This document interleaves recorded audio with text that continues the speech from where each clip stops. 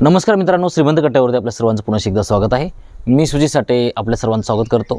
कसं माहिती आहे का, मागच्या 2 दिवसाखाली मी एक शॉर्ट व्हिडिओ सोडला होता, ज्या ठिकाणी मी माझ्या कॉलेजमध्ये एक भाषण केलं होतं.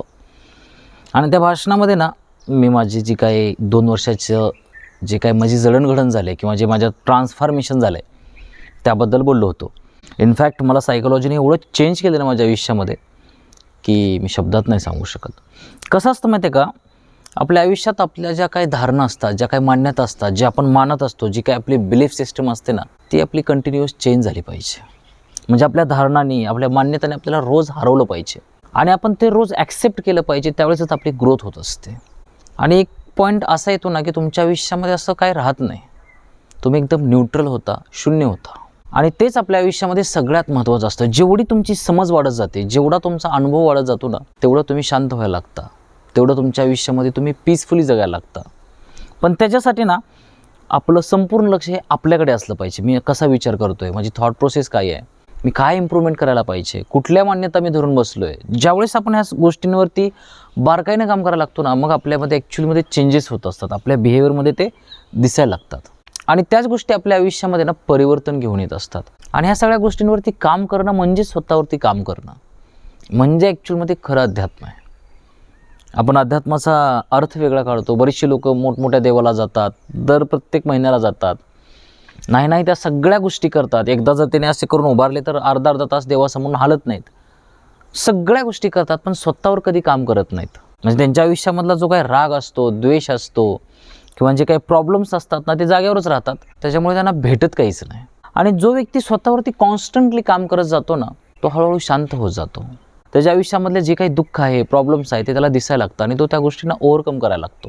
त्याच्यामुळे ह्या गोष्टी समजून घेणं खूप महत्त्वाचं आहे. आपल्या आयुष्यामध्ये आपण भरपूर मूर्खपणा करत असतो, चुकीच्या गोष्टी फॉलो करत असतो, पण ॲक्च्युअलमध्ये स्वतःवर काम करणं हे आपल्याला माहीतच नसतं की कसं करायचं. त्याच्यामुळे सगळी गफलत होते आपल्या आयुष्यामध्ये. जर आपल्या मान्यता आपल्याला रोज हरवत असतील, जर आपल्याला रोज नवीन काहीतरी शिकायला भेटत असेल ना, तरच समजायचं की आपला रस्ता बरोबर आहे. आणि कॉन्स्टंटली शिकत राहायचं, असं कधी थांबायचं नाही आहे. तुकोबारायांचा एक अभंग आहे, तुझे पायी माझा माथा. पाय म्हणजे ज्ञान.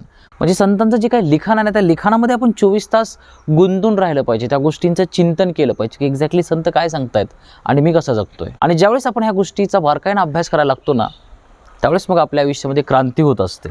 आणि तेच आपल्यासाठी खूप महत्त्वाचं असतं. मोस्टली आपल्याला ह्या गोष्टी कोणी सांगत नाही आणि आपल्याला माहिती नसतात आणि आपण ते करतही नाही.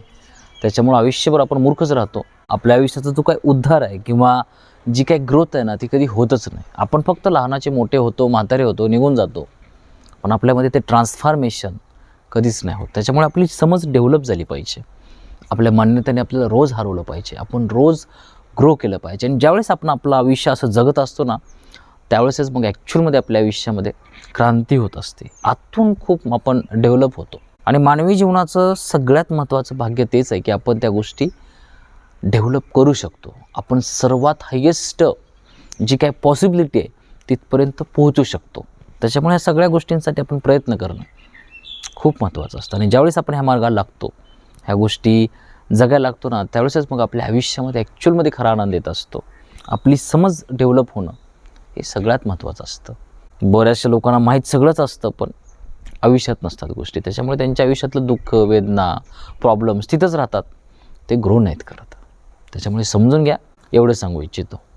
आय होप की आज माझ्याकडून तुम्हाला बऱ्यापैकी ऐकायला मिळालं असेल. जर व्हिडिओ आवडला असेल तर व्हिडिओला लाईक करा, शेअर करा. तुमच्या जर काय प्रतिक्रिया असतील तर त्या देखील मला कमेंट बॉक्समध्ये नक्की सांगा. Thank you so much for watching this video. God bless you. Bye.